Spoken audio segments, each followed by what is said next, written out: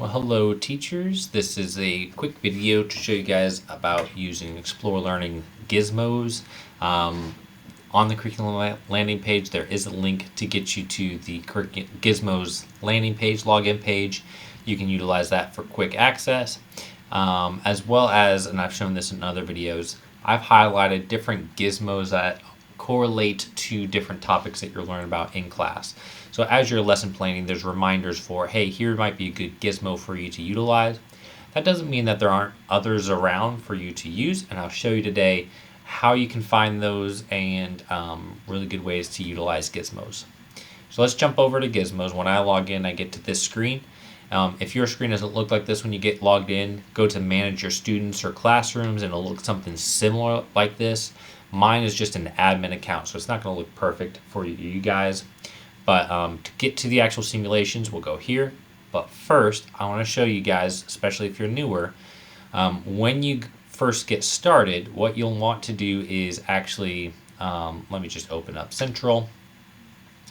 You need to actually enable access for all of your students. So I actually do the same thing, is I have to go into the teachers, and I have to make sure that this isn't gray, like this person here. They won't be able to log on. I have to make sure that they are blue.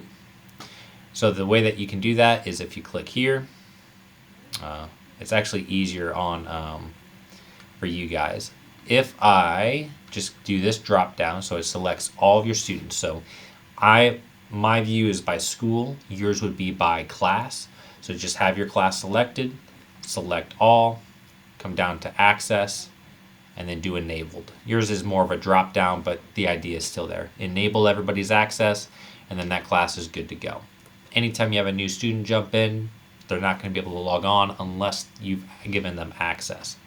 And then you just tell your students, hey, go ahead and just go to Clever. Here, actually, let me show you guys. The way students log on is through Clever. And they're just going to click on the orange Explore Learning logo. So I'll get logged in real quick. Show you what that logo looks like. What this does is this takes the students directly to their app. So here you go. They would click this, they get in, and they're ready to go. If it's the student's first time, it might pop up with the screen asking for a login. There's a blue button that says this is my first time. If they click that, they'll skip past that and boom, they'll be into their classroom. What that does when the students get in there, now let's jump back to, I'm going to hit return home. When the student logs on, if you've assigned a gizmo to a student's class, when they log on through Clever, they will see that gizmo listed right on the front screen. So like right up here, it's this is assigned to you so they can launch it. Students are also able to explore, so if for whatever reason that's not working, you just have the student type in the name of the gizmo that you're looking for. We did this in a PD the other day. We did fan cart physics. And that's one that I'm going to use to show you guys here in just a second. So you can search any topic. So let's say I'm in chemistry. I can just type in chemistry and I'll get lots of different chemistry related, see 57 gizmos. You can also explore, if I get rid of this, you can explore by academic standard and grade and topic. So for example, in 8th grade, in our concept here, PS2A2. So I could go to science, middle school, physical science, and I can find PS2A2.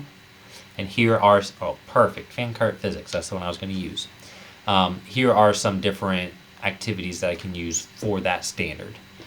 Or you can go by topic. So even if I haven't listed everything out, you can always find different simulations that you'd want to use. I'll open fan cart physics. We just did a PD and the instructor utilized this. This actually went straight into the launch the gizmo. I actually wanted the lesson info. Just in case you go the wrong way. Most of the time, it'll take you to this screen where you can then launch the lesson by clicking here or up here. If you have students or classes, so I don't have classes, but if you click this, you'll see your classes listed. Just click on the classes, it'll get a little check mark, and then the students will be able to quickly access it. Coming down, you have lesson materials. You have the teacher's guide that walks you through everything. Student exploration sheet. Definitely utilize these. And as our instructor said, don't print off like every activity. This is broken up into multiple activities. Just do like one at a time so students aren't overwhelmed by a packet. And then you got your answer keys for you and the vocabulary. And notice you also have different translations. A lot of Spanish. There's even some French for you as well. So like there's some French there. Okay. This was a part that I didn't know up until our training, but there's actually other resources down here that you can utilize to engage your students. So notice this is for high school. Let's actually take a look at this. We'll see what it is. But this is created by the professional development team. So if you want more materials that might be useful to engage your students in your simulation, you could utilize these. Let's just slowly open it up, and then I'll show you that. And then I'll also show you our student exploration sheet. I'll get that downloading. So your student exploration sheet, this really helps with guiding the students through your simulation. What I liked about what our instructor for our PD did is instead of having students complete this first page, which is like a getting to know the activity and the content, she actually pulled those out, put them on PowerPoint slides, and made more of an interactive lesson out of it. So you can use it as is or steal it off the page to make something more interactive. While that loads up, here is the example of what was created for that we saw below. So this would guide students through doing a challenge all on their own, following the instructions, all of that. So boom, there's a lot of stuff already created for you. And the same thing, your first page is a getting to know it.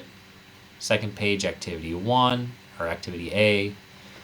So boom, there's content already created for you for using the simulation.